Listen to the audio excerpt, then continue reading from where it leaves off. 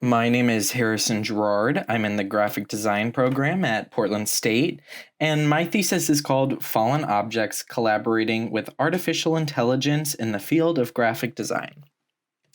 So, AI is the big buzzword right now. In every industry, people are trying to figure out how working with AI can make their life or their job easier. And this is especially true in graphic design, where there's a lot of fear that AI might take over design jobs and the field will no longer exist. But a lot of people, myself included, are really excited about AI and machine learning, and we're incorporating it into our work and our art. So, up until recently, it's been hard to access AI as a layperson. Since it's improving so rapidly as a field, it's hard to get your hands on an accessible way to interact with it. This meant that the people using it for their art were also the people building and training the systems. They've been involved from the ground up. And in my opinion, this leads to work that's pretty mundane and similar. We've all seen these joke, I trained an AI off 100 hours of commercials, pages, and etc., where the only joke is that AI understands some, but not all of the material. And like any joke, the more you hear it, the less funny it becomes. The majority of AI art hasn't really progressed past this point either. We're still seeing this one-trick pony again and again. Helena Sarin is probably the most prominent visual AI artist, and her work revolves around her feeding AI pieces of her work and having it try to replicate it. The problem with this, in my opinion, is that it's just kind of boring. AIs just aren't good enough at this point to see what it is that makes good art good. AIs are great with generating things with a lot of rules, like human faces, but art doesn't have enough rules, so it isn't very good at it. If you feed an AI 1,000 masterpieces, it won't generate infinite masterpieces, it'll output various surreal rectangles. There is something artistic, though, that AI is great at: the human language. GPT-2, the foremost public language model, was trained off of 40 gigabytes of internet text. That's the complete works of Shakespeare and the Bible 6 times over. It was a news item last year because of how good it is. It was so good, in fact, that they didn't want to publicly release it because they were afraid of how it might be misused. It isn't perfect, and it has an internet-y flair, but it's really good. So my thesis, Fallen Objects, started with Talk to Transformer, a website that allows you to really easily access GPT-2 and interact with it. My central idea was this: instead of having the AI generate the pieces itself, which it was bad at, it could generate the ideas for the pieces, which it was good at, and then I would make them. So that's what I did. I started feeding it different prompts and saw what I could put in to get it to give me what I wanted. So my process went like this. First, I put in the initial prompt, usually an object, which I then fed to GPT-2, and it would give me a big block of text like this. I would read through it and make notes of what I wanted to include to try and make it a little less confusing for myself.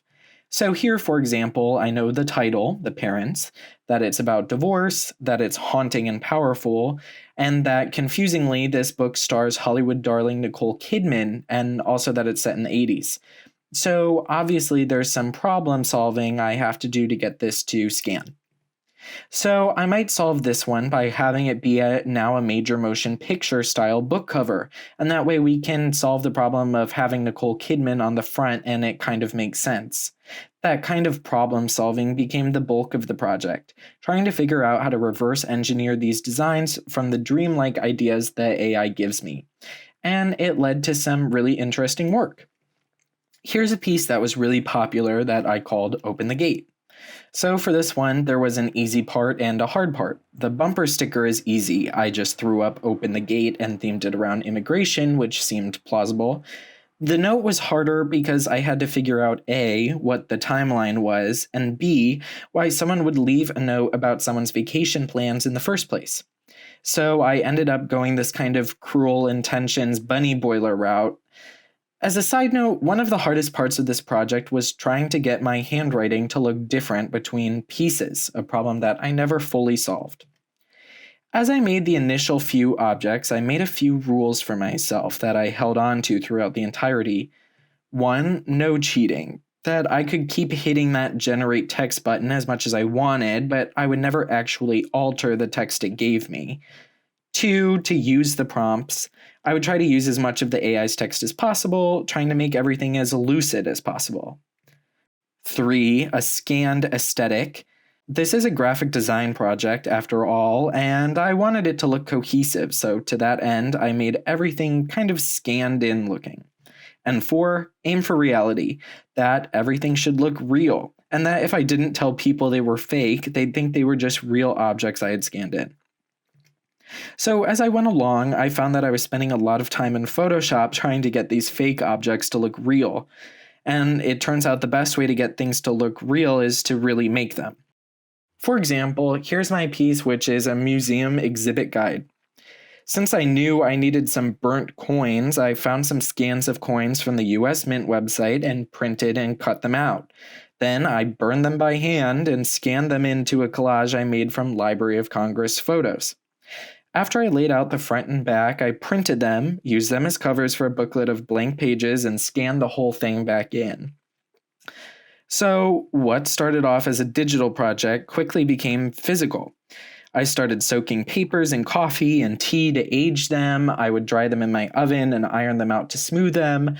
I started scanning books to use as mock-ups and stickers and papers, and I borrowed a typewriter and a whole lot of other things. Throughout the project, I made 15 different displays, all of which I deployed on Instagram, which was great as it almost made it a performance art piece.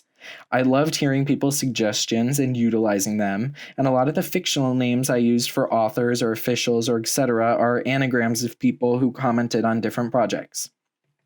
So back to academics. Fallen Objects presents some first steps in a new way of working with AI, where designers use AI as a content collaborator instead of a content generator.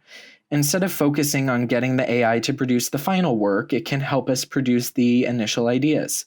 For a field like graphic design that relies so heavily on creativity and thinking outside the box, it's easy to get stuck in a mental rut.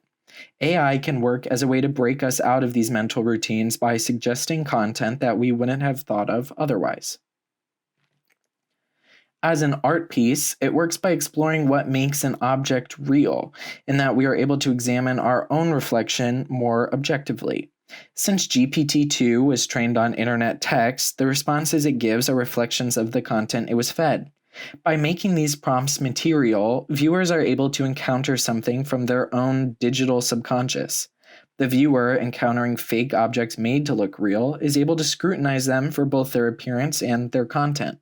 It's up to the viewer to decide what part of them is truly artificial. And that about wraps it up. Again, my name is Gerard, and if you'd like to look through the objects, you can view them either in the thesis or on my Instagram at h_s_Gerard. Additionally, the website collating all of them is fallenobjectsingular.com, and it's still under construction, but should be operational by the time you hear this. So many people helped me do this project, but a big thank you to Liz Charman, my advisor, Roz Cruz and Meredith James, my professors for Thesis 1 and 2, and Brianna Avery from the Honors College, who was always there for me every time I ran to her panicking that I did something wrong and wouldn't be able to graduate. So thank you, and I couldn't have done it without you.